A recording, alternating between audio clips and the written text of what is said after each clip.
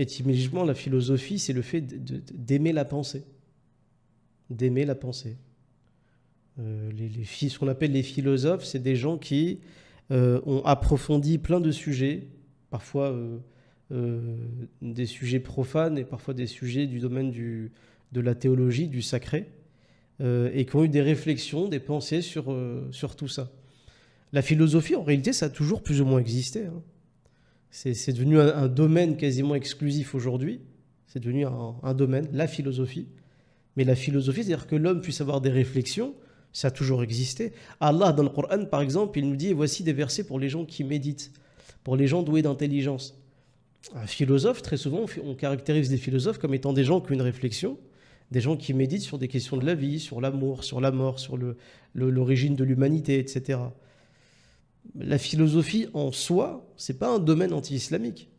Par contre, il y a eu des tendances philosophiques à travers l'histoire qui ont été extrêmement critiquées, dangereuses et parfois considérées comme déviantes. On a vu par exemple au Moyen-Âge, il y avait beaucoup de savants musulmans. Tu en avais cité un tout à l'heure, Al-Ma'rifa, c'était Averroès, Ibn Rushd. Ibn Rushd, lui, il était assez fan de la philosophie grecque. C'était son délire, il avait le droit. Le problème, c'est que Ibn Rushd, il allait parfois prendre des réflexions païennes pour essayer d'expliquer quelque chose au niveau de sa religion. C'est là où ça devient dangereux.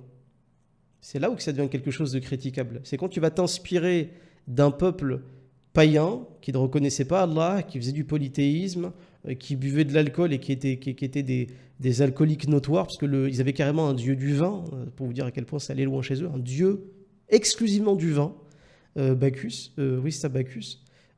Quand tu prends cette pensée-là et que tu commences à la mélanger à ton din, bah parfois ça peut créer des déviances. Et Ben Rushd, il avait été critiqué pas mal à cause de ça. Et c'était pas le seul. Je crois que c'est à partir de ce moment-là où ça devient dangereux. C'est quand on commence à prendre de la pensée et du matériel de pensée de peuples polythéistes ou des gens qui ne reconnaissent pas du tout l'islam ou qui sont carrément déviants et que tu commences à faire un syncrétisme avec l'islam, la pensée islamique, des fois tu peux tomber sur des gens qui sont qui sont vraiment très perchés. Et d'ailleurs, Rotrax a cité tout à l'heure les Mu'tazilites. Les Mu'tazilites, c'est des musulmans au tout début de l'histoire qui ont été touchés par l'influence grecque et qui ont voulu mêler ça à la théologie. Et donc, c'est vrai que historiquement, l'influence des Grecs sur les monothéismes a à chaque fois provoqué des turbulences au niveau de la théologie, surtout. Au niveau du dogme, etc., ça a remis en cause. Et quand il demande est-ce que la philosophie est nécessaire pour défendre sa religion, oui, parce que même les savants qui ont réfuté les errements philosophiques dans le dogme se sont servis de la philosophie pour leur répondre. Mais est-ce que la philosophie est obligatoire pour bien vivre sa foi? Non, je pense pas, parce que pour moi, un berger qui a jamais étudié Platon, etc., il peut mourir sur la Rakida, sur la croyance authentique, sans comment se dire, sans se plonger dans des livres de philosophie poussée, je pense. Non. Le problème, c'est que les gens confondent philosophie et métaphysique, ce qui n'a rien à voir. La philosophie, c'est quelque chose de purement occidental. Je dis parce qu'il y a des gens qui s'imaginent que l'hindouisme ou le bouddhisme, c'est des philosophies. Non, ce sont des systèmes métaphysiques. La métaphysique s'occupe des principes et de tout ce qui est supra-humain. Là où la philosophie, et c'est ce qu'on constate chez nous, tu as un philosophe qui pose un système philosophique et qui réfléchit à l'intérieur de ce système. Et donc il prend des choses en compte, il en prend d'autres pas en compte, etc., etc. Et ce sont en général des idées qui tournent en rond et qui vont pas bien loin, Ouais, mais simplement parce que ça Rotrax, s'appuie sur... quand on Oui, te cite Confucius, quand on te cite Lao Tse, etc., c'était des philosophes chinois. C'était de vrais philosophes. C'était pas non, des hommes occidentaux. non, c'est des métaphysiciens, c'est pas des... Justement, c'est pas des philosophes, c'est des métaphysiciens. Ouais, non, mais là, je suis pas d'accord, en fait. Parce qu'eux, ils parlaient de principes moraux de la vie de tous les jours. Ils parlaient pas spécialement de transcendance, de quelque chose qu'il y avait derrière la matière. Ou... Non, Lao Tse, enfin, non, c'était des philosophes. Hein, pardon, en fait, là, je suis pas... Dire que la philosophie, c'est un Confucius, truc qui est occidental, personne n'a inventé la philosophie, en fait. C'est pas le... Il y a une philosophie occidentale, ça, je suis d'accord. Mais dire que la philosophie, c'est un truc occidental, là, je suis pas convaincu. Hein. Ah, mais oui, surtout que la philosophie grecque, elle est née en fait sur les côtes ioniennes, donc en Turquie actuelle. Donc même si on se penche même sur la philosophie grecque, elle n'est pas née en Occident.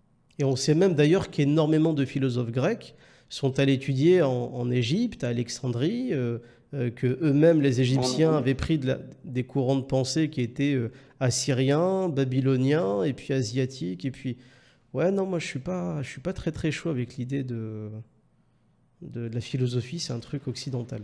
Je suis pas convaincu, Rotrax. Mais Confucius, il te parle du principe actif de la manifestation et du principe passif. Il ne te parle pas il te parle pas comme Michel Onfray, tu vois. Bah, Le passif, c'est si. assez. Enfin, s'il y a des gens qui peuvent trouver des citations de Confucius sur Internet, si, si. Enfin, c'était pas un métaphysicien, Confucius. Il était considéré comme un sage, comme quelqu'un qui avait des réflexions sur l'homme, sur sa nature, sur. Tu vois. En fait, je pense qu'il confond philosophie occidentale et philosophie moderne, peut-être. Je sais pas. Moi, c'est juste la phrase de la philosophie, c'est un truc occidental. Moi, non. Enfin, la philosophie, on ne sait pas du tout qui a inventé la philosophie. Encore une fois, il faut revenir à l'étymologie du mot. Un philosophe, c'est quelqu'un qui aime penser. C'est quelqu'un qui a fait son travail, son domaine de recherche, c'est la pensée, la réflexion sur tout ce qu'il y a sur le monde. Parfois même la métaphysique. Platon, Aristote, ils ont écrit des traités sur les éléments, sur l'univers, sur la matière, sur le. Mais parfois, ils avaient des réflexions. Platon et Aristote. Oui, oui. Et ils avaient parfois des réflexions toutes bêtes sur la nature humaine, sur le. Tu vois, quand tu lis un Diogène de Sinope, c'était un philosophe qui vivait. Sinope, c'était au nord de la Turquie. Et c'était quelqu'un qui avait des réflexions sur la nature humaine qui sont toujours aujourd'hui très intéressantes. Par exemple, Diogène de Sinope, qui était quelqu'un de très drôle dans sa manière de réagir, extrêmement drôle, mais qui était d'une grosse vulgarité quand même. Diogène de Sinope, par exemple, on n'a rien retrouvé de lui, mais c'est toujours des choses qui sont citées par d'autres philosophes. Mais Diogène de Sinope, une fois, il s'était mis dans l'idée d'aller dans la rue et de parler aux gens de la nature des hommes et de l'homme, ce qu'il était capable de faire de bien, de mal, etc. Et les gens qui étaient censés l'écouter passaient dans la rue, mais ils ne lui prêtaient pas attention. Et puis là, Diogène, il change de registre, il commence à chanter, à imiter les oiseaux. Et là, progressivement, les gens ont commencé à s'arrêter devant lui. Et puis là, Diogène, il les regarde, enfin, il attend qu'il y ait assez de monde en face de lui qui le regarde. Et là, il a commencé à les insulter, à leur dire « cassez-vous ». Il leur a dit « quand j'étais en train de vous parler de la nature des hommes pour essayer de vous aider, personne ne me calculait. Par contre, quand j'ai commencé à faire le pitre, à imiter des animaux, là où vous êtes tous arrêtés. Donc en fait, quand quelqu'un vous dit des choses intelligentes, vous vous en foutez, mais quand quelqu'un fait l'idiot, là, votre attention est tout de suite captée. » La manière dont il l'a fait, moi j'ai trouvé ça brillant. Et surtout la manière dont il l'expliquait. Il n'y a pas de métaphysique pour le coup. Tu vois. Et ça, ce genre de réflexion, tu as des philosophes asiatiques, chinois, qui ont eu le même genre de pensée sur la nature des hommes, sur leurs bêtises, sur leur. C'est pour ça que je dis que la métaphysique. Ouais, non, Lao Tse, c'était pas un métaphysicien. Enfin, peut-être qu'il a parlé de métaphysique, mais c'était aussi un philosophe. Un peu comme Diogène de Sinope, quoi. Mhm. Je sais pas, c'est. Enfin bref, de toute façon, c'est un détail. C'est juste un détail. Ça. Enfin, bref. De toute façon, Wa alaykoum salam. De toute façon, quand tu regardes la philosophie moderne, elle s'intéresse à des questions morales, à des questions. Déjà, ils ont du mal quand ils commencent à s'intéresser aux sciences, parce qu'en fait, ce qui est caractéristique de la modernité, c'est qu'on a séparé la théologie, la science et la philosophie. Et enfin bon, tu te retrouves avec des philosophes qui, pour la plupart, ils philosophent dans le vide, en fait. Ils tournent en rond, ils posent des systèmes. J'y pense, excusez-moi, parce que j'ai pas donné la référence de ce que je disais sur Diogène de Sinope. Cette histoire de Diogène de Sinope, je l'ai trouvée dans un livre qui s'appelle la Bible des anarchistes, ou la Bible de l'anarchie. Voilà. La Bible des anarchistes, ou la Bible des anards, peut-être. Vous pouvez le trouver d'ailleurs sur Amazon. En fait, c'est une compilation de petits textes considérés comme anarchistes, avec plein de gens cités, des gens qui ont un peu marqué l'histoire. Et dans le lot, l'auteur, il avait cité comme anarchiste avant l'heure, hein, parce que l'anarchisme, c'est quelque chose d'assez récent comme idéologie. Mais il citait des anarchistes en fait de l'Antiquité. Et Diogène de Sinope, c'était un mec qui adorait vivre dans la crasse, qui était très vulgaire, mais qui était parfois brillant dans sa manière de décrire les hommes. Et donc voilà, la Bible des anarchistes. Je crois que c'est ça, ouais.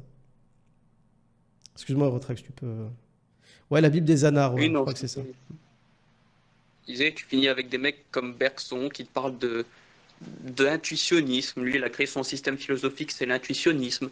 T'as Karl Marx, alors lui qui n'était pas vraiment philosophe, même si t'en as quand même mal considéré comme un philosophe, mais qui lui t'a posé un système, c'est le matérialisme historique. C'est-à-dire on explique tout par la matière, et même les idées n'existent pas. Il n'y a que la matière qui existe. Euh, Enfin bon, t'as tout un tas de trucs comme ça, et c'est jamais... L'avantage des philosophes, c'est qu'en fait, ils se neutralisent assez bien les uns les autres. Quand chacun critique l'autre, ça va assez bien, en fait. Tu te rends compte qu'ils se neutralisent les uns les autres, et à la fin, t'as plus rien. Il y a Nage qui me demande, est-ce que tu penses que le musulman a besoin de philosophie pour avancer dans sa foi? Non, pas spécialement. Pas spécialement, Nage. Est-ce qu'on a, parce que le terme de besoin, c'est que c'est un besoin, c'est quelque chose de quasi vital. C'est si on n'a pas ce truc-là dont on a besoin, on ne peut pas faire ce qu'on voulait faire. Non, on n'a pas besoin de lire Platon, on n'a pas besoin de lire Diogène de Sinope, on n'a pas besoin de lire Aristote ou Averroès ou Ibn Sina, on n'a pas besoin de... Par soi-même, on peut en arriver aux mêmes conclusions. Il ne faut pas se Oui, sous-estimer. Hein. oui, parfois, exactement. On peut aussi avoir les mêmes réflexions qu'eux sans les avoir lues. Mais est-ce qu'on a besoin de lire ces auteurs pour avancer dans sa foi? Je ne pense pas. Par contre, est-ce que en lisant certains philosophes, on peut avoir des réflexions intéressantes et qui peuvent même parfois nous aider à comprendre certaines choses au niveau de la foi? C'est pas impossible. Tu vois, on n'a pas besoin d'eux, mais est-ce que parfois en lisant des philosophes, on peut avoir des réflexions qui peuvent nous aider à saisir des choses qu'on n'avait pas saisies avant? Probablement, oui, c'est possible. Pourquoi pas? Et la Pourquoi philosophie religieuse existe aussi. Donc, Oui, c'est ce qu'on disait tout à l'heure, oui. Il y a de la... Mais malheureusement, les scolastique. Mais justement, c'est ce qu'on disait tout à l'heure, même la philosophie, ce que tu appelles la philosophie religieuse chez nous, on fait très attention avec parce que la plupart des philosophes musulmans se sont eux-mêmes inspirés de philosophes païens juste avant eux et qui ont parfois créé des problèmes au niveau de la foi, au niveau de certaines façons d'expliquer la religion. Donc ça dépend, ça dépend. C'est vraiment du cas par cas pour le coup. Hein. C'est du cas par cas. Regardez, El-Razali, par exemple, c'est l'un des penseurs musulmans qui est considéré comme un philosophe. Hein. El-Razali, c'est l'un des philosophes musulmans les plus cités. Et moi, je me suis toujours posé une question. Je me suis dit, mais comment se fait-il que El-Razali soit quand même l'un des rares musulmans à être cité systématiquement sur tous les plateaux télé en France? Je me suis dit, c'est bizarre quand même que El-Razali soit autant apprécié de l'Occident. Je me dis que si l'Occident se reconnaît assez bien dans ce que disait El-Razali, c'est peut-être parce que El-Razali, dans beaucoup des positions qu'il a eues philosophiques, il s'est inspiré de choses qui ne venaient pas de l'islam. Peut-être que c'est justement cet apport des païens qu'il avait utilisé, El-Razali, dans sa propre pensée, qui ont plu à l'Occident, qui lui se réfère systématiquement à Platon, à Aristote, à Socrate, etc. Donc El-Razali, c'est quelqu'un qui était un musulman, mais qui est extrêmement apprécié de l'Occident, et je pense que les rares livres ou passages qui sont utilisés de El-Razali, malheureusement, c'est ceux qui parlent le moins d'islam. Vous voyez ce que je veux dire? C'est ceux qui parlent toujours de philosophie un peu à l'occidentale. Ibn Taymiyyah, il en a fait aussi de la scolastique. Mais tout le monde a fait. Il l'a fait pour réfuter les philosophes. Bah oui, c'est ça qui est intéressant. Et tout le monde a fait de la C'est pour ça philosophie. que tout à l'heure, j'ai dit, pour protéger la religion, on peut entrer dans la philosophie pour la défendre face à des ambiguïtés philosophiques qui ont été jetées sur la théologie musulmane. Exactement. Ça, mais j'allais dire, tu peux... Enfin, si c'est de la philosophie religieuse qui t'intéresse, tu peux t'attaquer à René Guénon, à Al-Razali, effectivement. Même si mes souvenirs sont bons, il y a des livres que lui-même a écrits qu'il ne conseillait pas. T'as Saïd Rotoub aussi, qui a écrit des choses chez les modernes. T'as celui qui est considéré comme un des plus grands, Ibn Arabi, aussi. T'as matière à faire sans aller chez Platon, Aristote et des gens comme ça. Bah, le problème avec la philosophie, c'est pas de tomber dans l'agnostique. Ouais, ça, Et la ce que plupart j'allais ils dire, vont c'est... vers Après, l'agnosticisme. Ibn Arabi, le problème, c'est qu'il était très très ambigu dans beaucoup de choses qu'il disait. Et effectivement, quand tu as l'exégèse à côté, que tu comprends c'est clair. Maintenant, quand tu as parfois juste des citations de trucs qu'il écrivait, etc., ça paraît plus qu'étrange ce qu'il dit. Bah, Pour c'est ça, comme la faut... Tahawiya. L'imam Tahawi, si tu le lis Oui, sans les explications, tu peux vite ouais, c'est ça. interpréter. Par exemple, je le- pense à une parole qui est souvent citée de lui, de Ibn Arabi, où il dit Mon cœur est devenu un pâturage pour les gazelles, et un monastère pour les chrétiens, et un temple pour les idoles. Bon, quand tu lis ça comme ça, tu te dis Ok, il a pété les plombs en fait. En fait, non, c'est juste qu'il est dans une phase de méditation et qu'il atteint la paix intérieure. Donc il est en paix avec tout vient d'Allah, tout est, voilà, tout a été créé par Allah, et du coup voilà, il est en paix, il n'a plus de problème. Mais effectivement, si tu te contentes de citer cette phrase-là de lui, tu as l'impression que bah, ça y est, il vient d'autoriser la fabrication d'idoles, etc.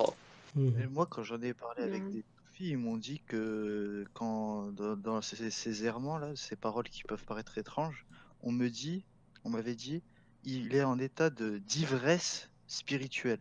Et donc, on peut pas le tenir responsable de ces phrases alambiquées. Parce qu'il y en a d'autres, hein. Il y en a un, il a dit je suis la vérité. Je crois que c'est Al-Hallaj. Il y a des soufis, voilà, ils ont des paroles qui peuvent dérouter. Oui, c'est ça, non, mais t'en as qui sont allés trop loin, si tu veux. Mais bon, c'est pour ça qu'il faut faire extrêmement attention avec ce genre de texte. Dans tous les... En tout cas, pour revenir aux questions qui avaient été posées, est-ce qu'un musulman a besoin de la philosophie, c'est-à-dire besoin vital pour comprendre sa religion? Pas du tout. Allah le dit déjà dans le Coran, le livre qu'il a révélé, le Coran, est déjà explicite. Et d'ailleurs, il demande aux gens de le méditer. Donc après, nous, on peut, oui, avoir des réflexions sur ce qui a été révélé, ce que font les hommes en Bah, réalité. Mais la philosophie est gage de raison. et gage de raison, c'est l'inverse qu'on Bah, est en train de dire c'est-à-dire depuis que tout à l'heure. Bah non. Mais non, mais justement, quand Allah nous dit de faire preuve d'utiliser notre raison, c'est là la philosophie, en Ah, vérité. ah oui, d'accord. Moi, j'avais compris que la philosophie gageait que c'était forcément de la raison. Oui, oui, oui. Ah, là, pour le coup, en islam, oui. Quand Allah révèle quelque chose, il veut que l'homme raisonne. Oui, oui, il veut que l'homme pense et pense bien. Oui, oui, là, je suis d'accord, bien sûr. Exactement. Oui, oui. Donc, est-ce qu'on a besoin sinon de la philosophie au sens large, c'est-à-dire de se référer à des penseurs d'il y a 3000, 2000, 400 ans ou des penseurs contemporains? J'ai envie de vous dire, c'est du cas par cas. C'est du cas par cas. Moi, en lisant certains philosophes, ça m'est arrivé d'avoir une réflexion sur les êtres humains, de lire des réflexions sur les êtres humains qui étaient intéressantes. Mais est-ce que ça m'a aidé réellement à comprendre mon dîn? Pas du tout. Honnêtement, j'aurais pu m'en passer. Mon dîn, je l'aurais compris probablement de la même manière. Donc, moi, je dirais jamais à un musulman, ne vous intéressez pas à la philosophie. Ça ne veut rien dire. Mais par contre, quand vous êtes musulman, dites-vous bien que notre seul maître de la pensée, c'est Allah subhanahu wa ta'ala, c'est sa parole, c'est le Coran, et que tout ce qui provient des hommes et de la pensée des hommes, c'est à prendre avec des pincettes. Toujours. Peu importe d'où ça vient, c'est à prendre avec des pincettes. Si vous avez cette protection intellectuelle, bah, essayez de lire par curiosité ce qu'on dit d'autres personnes, mais ne mélangez pas la pensée d'un kafir avec l'islam. Ça, honnêtement, ça pourrait vraiment vous porter préjudice. Et on a vu, d'ailleurs, on a cité pas mal d'exemples. Pyrrhus en a cité, Rotrax en a cité, j'en ai cité, peut-être même Oum en avait cité aussi. On sait qu'il y a des musulmans à travers l'histoire qui ont essayé de mélanger des réflexions païennes qu'ils estimaient être intéressantes. Ils ont commencé à mélanger des pensées païennes à leur religion, et au final, ça avait créé des fitnas pas possibles. Donc voilà, intéressez-vous à tout, mais toujours avec une grille, avec un esprit critique, et sans faire de syncrétisme, sans mélanger ce qu'un païen peut dire et ce qu'Allah a révélé.